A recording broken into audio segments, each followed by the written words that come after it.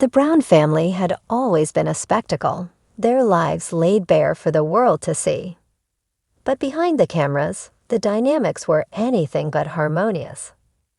Madison Brown, the outspoken daughter of Kody and Janelle, had long harbored resentment towards her father's fourth wife, Robyn. Their relationship was strained, filled with unspoken animosities and past grievances. Christine, once the beloved first wife, had watched as Kody's affections shifted towards Robyn. The jealousy was palpable, and though she tried to maintain composure, the cracks in her facade were evident. She had always been the nurturing figure, the one who held the family together. But now she found herself questioning her place in a family that seemed to be slipping away from her. Chapter 2. The Confrontation.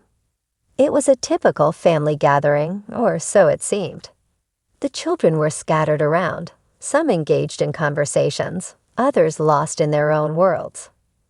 Kody, ever the patriarch, was attempting to maintain order, but the undercurrent of tension was undeniable.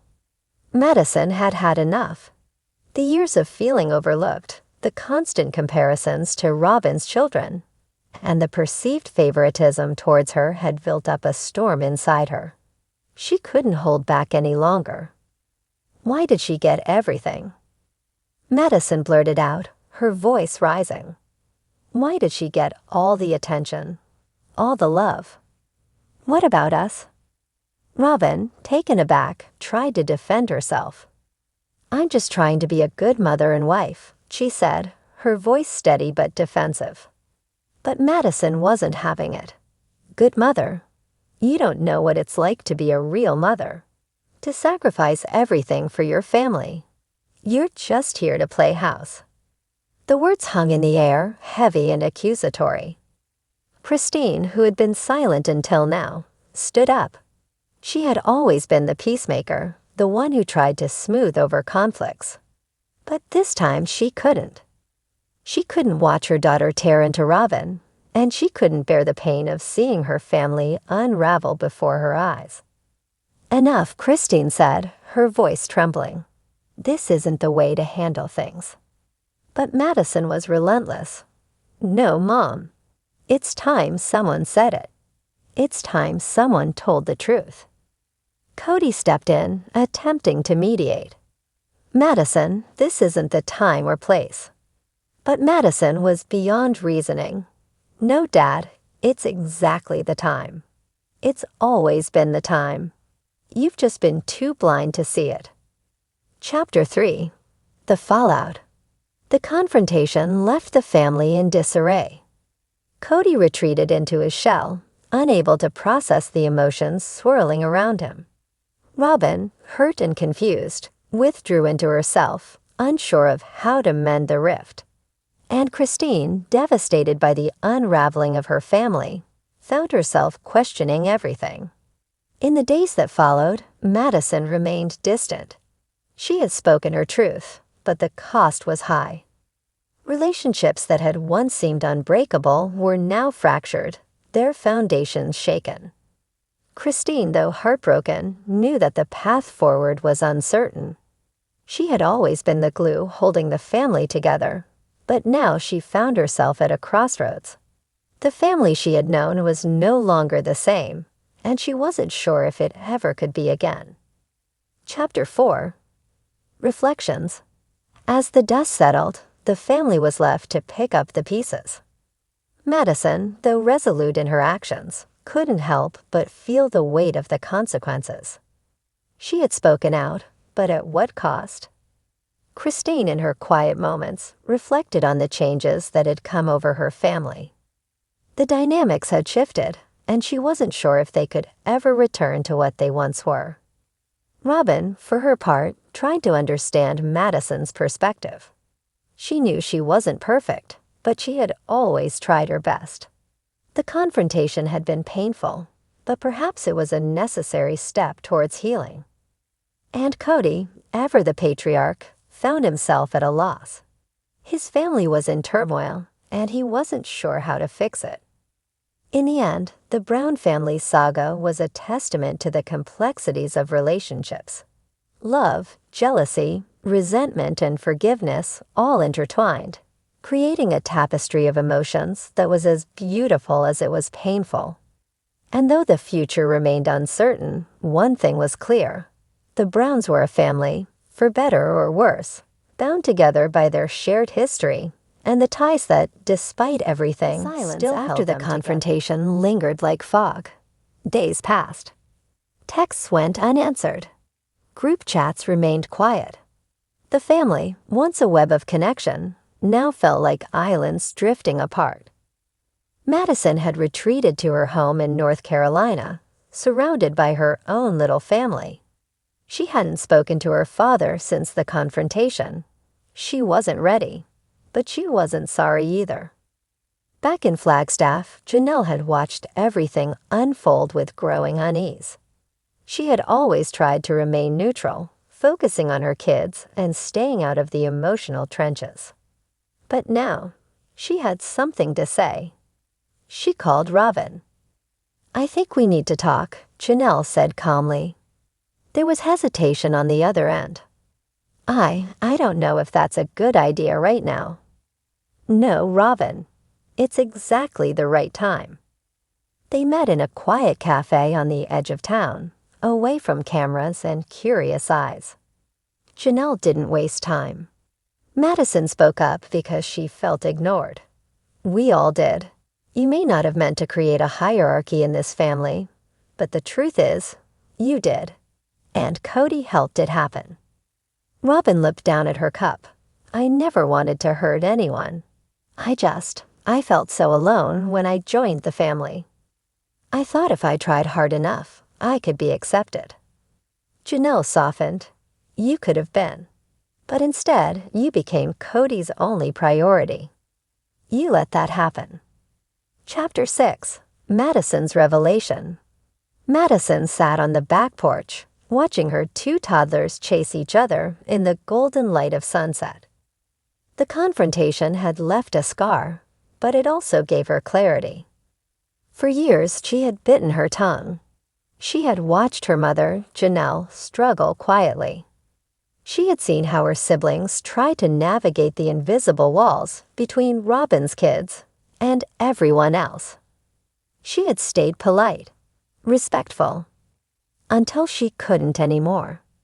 Her husband, Caleb, came out and handed her a glass of iced tea. "You okay?" She nodded. "Yeah, I think I am. For the first time, I actually feel okay." He sat next to her. "That took guts, Mads. You stood up for more than yourself." "I know," she whispered. "And if it shook things, maybe they needed to be shaken." Chapter 7. Robyn's Reckoning. Robyn was no stranger to being misunderstood. From the day she joined the Brown family, she had been labeled the favorite, the spoiled one, the homewrecker. She had tried to ignore the whispers, to be sweet, to be diplomatic. But now she was facing the real consequences of years of imbalance. She sat in her bedroom, flipping through an old family album. Photos of holidays, birthdays, milestone moments, all of them showing what looked like one big united family. But now she realized the unity was performative. The smiles were often forced. She picked up her phone and typed a message to Madison. "I hear you. I'm sorry. I'd like to talk when you're ready." She didn't expect a reply right away, and that was okay. Chapter 8. Kody's Crisis. Kody was unraveling. His family, the family he once led with pride, was splintered. Christine had left. Janelle was emotionally checked out. Mary was distant. And now Madison, his daughter, had openly called out the dysfunction. For the first time, he wondered if he was the common thread in all this destruction. He stood alone in the kitchen, staring at the empty chairs around the dining table. This wasn't what he'd envisioned. His dream of a plural family working in harmony had become a living contradiction. He picked up his journal and wrote, "Is leadership control, or is it listening? I've been controlling. maybe I should have been listening. It was the closest he had come to admitting his role in the collapse. Chapter 9. The Sit-Down. Weeks later, Madison returned to Flagstaff, not for reconciliation, but for clarity. Janelle arranged a quiet gathering. Just her, Madison, Robyn, and Kody. No fanfare, no cameras. They met at Janelle's house. Madison walked in, cool but composed. Robyn looked nervous. Kody looked exhausted. Janelle poured tea. No one spoke for a while. Then Madison broke the silence. I came because I'm not interested in family reunions built on silence. If we're going to move forward, we need to be honest. Robyn nodded slowly. I'm sorry. I didn't understand how much pain there was. I was so focused on surviving, I didn't realize how much space I was taking. Madison turned to her dad. And you? Do you finally see it? Kody met her eyes. I do. I thought I was keeping things together, but I was just holding tight to the piece that made me feel important. That wasn't fair to any of you. The air shifted. It wasn't healing yet, but it was acknowledgement. Chapter 10. The family rewrites its story. Over the next few months, things didn't magically fix themselves, but small shifts began. Janelle started traveling more to see her kids. Christine, though still separate, remained emotionally close to Madison and the others. Robyn became less public, choosing instead to focus on building real bridges with the older children. And Madison. She became a quiet leader, proof that sometimes it's the next generation who force the old ones to grow. At a modest Thanksgiving dinner, many of the Browns gathered again. There were fewer people, less tradition, and a lot less pretending. But there was laughter. And for the first time in a long time, there was hope. Epilogue. The truth that changed everything. Madison's confrontation with Robyn wasn't just about favoritism. It was about the years of emotional neglect, the buried pain, and the need for someone, anyone, to finally say out loud what everyone had been thinking. She hadn't planned to become a catalyst. But sometimes it takes one explosive truth to clear decades of smoke. The Browns may never return to what they once were, but in the wreckage, they found something they had lost long ago. Mary had watched the fallout quietly from the sidelines. For years, she'd lived in a fog of loneliness and emotional disconnection. As Robyn entered and rose in Kody's favor, Mary had slowly been edged out, like a character fading from a scene she once helped build. She hadn't spoken much since Christine left. And when Madison confronted Robyn, she didn't say a word. But privately, Mary felt something shift inside her, a stirring she hadn't felt in years. Madison's courage made her reflect. That night, Mary stood in front of her mirror, staring at her own tired eyes. I deserve more than silence, she whispered. I deserve to be heard too. The next day, she called Christine. They hadn't talked in months. I think it's time we all stop being polite and start being real, Mary said. Christine chuckled. Welcome to the club. Chapter 12. The Grown Children Unite. Madison wasn't alone. As word of her confrontation spread through the family, other grown children began to open up. Leon, Mykelti, Wendlin, Logan, even Gabriel and Garrison, still wounded from recent conflicts with Kody, voiced their own buried feelings. A family group call was organized, one not led by parents, but by the kids. It was messy, raw, but something new was blooming. Accountability. We all have different relationships with our parents, Wendlin said, but the one thing we have in common is that we've been expected to keep the family image intact, even when it wasn't working for us. Leon added, it's not about blame.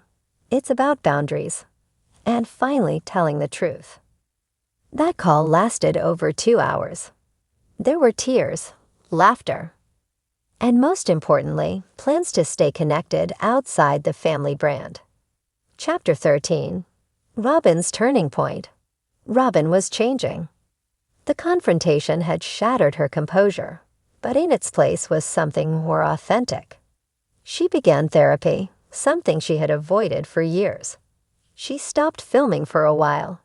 She stepped back from trying to fix the family image. Instead, she started writing letters. One for Madison. One for each of the adult children. They weren't excuses. They were acknowledgments. "I didn't see you," she wrote in Madison's letter. "I was too focused on trying to prove I belonged. And in doing so, I failed to honor the space you, and others, already held." She didn't expect forgiveness, but she hoped for understanding. Madison never wrote back. But one day, she texted 3 simple words. "I got it." Chapter 14. Christine's Legacy. Christine watched all this unfold from Utah. She had built a new life, one filled with joy, independence, and truth. She saw Madison's act as more than a confrontation. It was a torch passing. "It took me 25 years to find my voice," she told a women's support group one evening. Madison found hers before 35. That's growth. Her youngest daughter, Truly, sat beside her, listening quietly. "You think our family's broken?" Truly asked later that night. Christine smiled. "No, baby. I think it's finally healing, even if it had to break to do it." Chapter 15. A New Brown Family. Months later, the Browns gathered again. This time not for filming, not for show, but for an honest, intimate family summit. Not everyone showed up, and not everyone stayed for long. But those who did came with hearts open. They shared stories. They confessed pain. They apologized. Madison stood at the edge of the group, watching as Robyn helped one of the younger kids pick up spilled juice. It wasn't a performative gesture. It was quiet, soft. Janelle leaned over. "You changed everything, you know." Madison shook her head. "We all did. I just lit the match." Janelle smiled. Sometimes that's all it takes. Final chapter. After the fire, the Brown family would never be what it once was, and that was okay. The days of forced unity and camera-ready smiles were gone. In their place was something messier, smaller, but more real. Madison returned to North Carolina with a new sense of peace. She no longer felt burdened by unspoken truths. She had spoken. She had been heard. And now she could focus on her own family, with honesty at its core. Back in Flagstaff, Kody, Robyn, Janelle, and even Mary began slowly rebuilding new connections. Not bound by obligation, but chosen. And Christine? She watched with pride as her daughters, and the next generation, chose truth over tradition. The Browns had exploded, yes. But from that explosion came light. A new kind of family was born, one not built on polygamy or performance, but on courage, healing, and the power of speaking up.